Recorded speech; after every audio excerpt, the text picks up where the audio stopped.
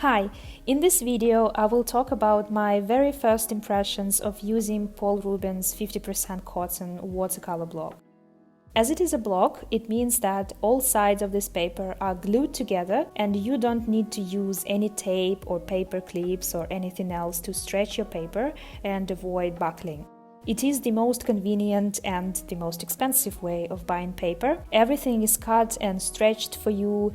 In the world of watercolor, it is considered to be luxury. In this case, I paid about £5 for this block and it was cheaper than Paul Rubens 100% cellulose paper, which is usually not the case. As far as I know, usually paper which is partly cotton is somewhere in the middle between cellulose and 100% cotton, which makes sense. But I personally very agree with the Paul Rubens pricing, and in this video I will try to explain why. I want to emphasize at the beginning that this is not a review of this paper, but just my first impressions. I've painted on 50% cotton paper before, but not on this one specifically, and that's why I'm not going to pretend that I'm an expert of working with this paper. That being said, I want to talk about my very first thoughts that I had the moment I started working with this paper. This paper has nice texture, but you can immediately feel that it's 50% cotton. It's not similar to 100% cotton paper, at least when you start using water on it. When you wet this paper, it takes a very weird shape. It buckles very unevenly, not in the same way as the cotton paper I usually work on. It's slightly softer and feels a bit like you are working on fabric and not paper. But when you dry it, it becomes okay. It dries to an even surface. It eats up a little bit the lightness of your piece, which you can achieve when you are working on pure cellulose paper. But at the same time, it doesn't give you this unique feel of working on 100% cotton watercolor paper. I was trying really hard to find the right word to describe this feeling, but couldn't. But if you've ever tried working on 100% cotton paper, I think you will understand, like when you get to feel all the brilliant qualities of watercolor painting on good paper, like you don't get it here. I always say that about this half-half paper, and my opinion was once again confirmed. This type of paper gives you the benefits of neither cellulose nor 100% cotton paper. So I've never really understood what's the point of it in general, and maybe that's the reason it is so cheap, and I agree with it. The paper also dried for a really long time, which means that you will not be able to work quickly. But at the same time, you cannot use this prolonged drying time to attempt any complex watercolor maneuvers, since it's not 100% cotton, so there is no point in this long drying time. Just a disclaimer, I have not tried any complex maneuvers on this piece, so it's more of a theoretical assumption based on what I know about paper in general. Maybe I am wrong. I will make sure to try them in the future and report back my experience. But in general, this prolonged drying time is very inconvenient if you are working outside. I had to use hair dryer as it was taking quite a long time to dry the very first layer. So if you are going to use this paper outside, I wouldn't pre-wet it, just work wet and dry and avoid putting any large washes first, like I did here with the background. Also, when I was working on these skyscrapers in the middle, I've noticed some weird oily marks in some places, which you can even notice a little bit in the video. The strokes look a bit like they are out of focus.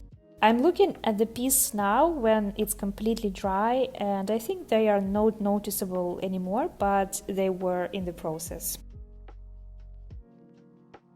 I feel like I've just mentioned about 100 disadvantages of this paper, which make it sound completely awful, but there are actually some good sides to it too. It's good for some basic layering, at least in smaller areas and for smaller washes. Have not tried to layer on larger areas, and even though I wouldn't hold my hopes high, I will try it in the future as well. Another advantage is the price, of course. This paper is very cheap, but in the end it still gives you the look of an artwork done on 100% cotton paper. So if you ignore this weird feeling in the process, you get a nice looking piece at the end. And another thing is that weird is very personal and subjective. I found that whenever something feels weird, it doesn't mean that it's bad. It might just take some getting used to and adjusting your techniques. And as I've mentioned already, don't take this video as a review. These are just my first impressions. I will definitely make sure to film a proper review when I fill up the whole pad. I've actually tried other 50% cotton papers, like Etcher Pad for example, and it feels very similar to this one. So all my not exactly positive comments are directed not at this Paul Rubens pad specifically, but more to this type of paper in general, which I personally don't understand. Apart from maybe these oily marks I've mentioned before, which I don't remember on Etcher paper. It will also be interesting to test this paper further and see if they appear again. Another positive thing is that I have not noticed any significant drying shift in terms of the brightness of colors. I think it is also a well-known fact that watercolor becomes paler after drying, especially on 100% cotton paper. I haven't found it to be the case here, but maybe I'm just very used to this and don't notice it anymore, but I will count it as an advantage anyway.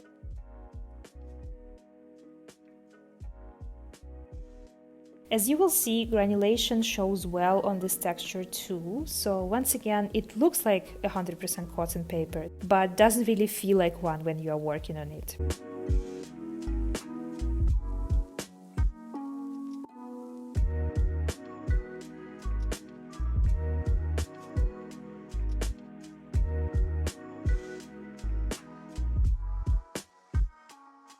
Overall, I wouldn't treat this paper as a cheaper substitute for 100% cotton. If you do that, you will be disappointed. I think it's especially relevant for beginners who want to save on paper. It's its own category of paper that you should try to understand and adapt to. I don't yet understand what is the main purpose of it and what this paper is good for. Like, for example, 100% cellulose is good for quick sketches as it dries quickly and keeps the brightness and freshness of the piece. And 100% cotton allows you to attempt more complex techniques.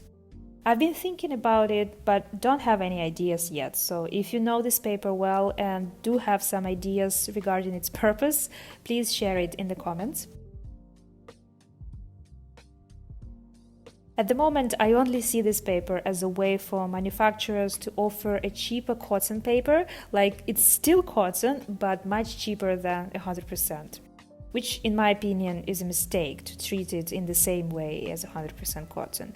There should be a different purpose for this paper, but I don't see it at the moment. I will keep using it. I intend to finish this pad and will share my thoughts in a future video.